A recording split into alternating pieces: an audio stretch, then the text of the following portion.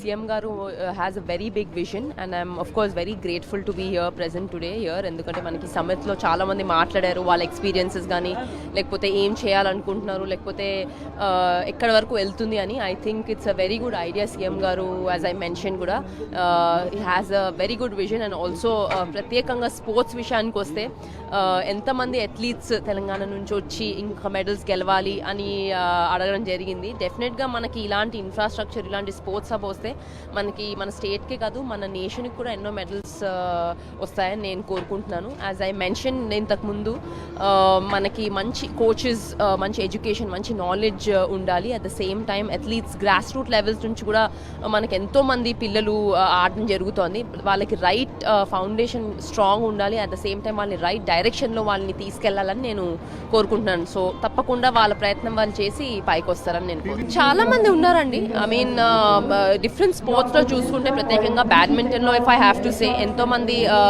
Sports persons అన్నది ఉన్నారు. చాలా మంది టాలెంటెడ్ వాళ్ళు ఉన్నారు. The only thing I would say that వాళ్ళు they need to be guided in a very very right way. ఎందుకు పీవీ సింధు లాంటి వాళ్ళు, గుత్తా జ్వాల లాంటి వాళ్ళు, సానియా మిర్జా వస్తారండి. Definitely it will take time. At the same time వాళ్ళ ప్రయత్నం అనేది వాళ్ళు చేస్తూ ఉంటారు. అంటే success is not easy. At the same time at the same time ఏంటంటే వాళ్ళని రైట్ డైరెక్షన్లో వాళ్ళని తీసుకెళ్ళాలి. But at the same time ఏంటంటే కోచెస్ అన్నది needs to be many more coaches. అంటే every athlete needs to get the equal importance. And మనకి ఎంతోమంది ఎన్నో అకాడమీస్ ఉన్నాయి.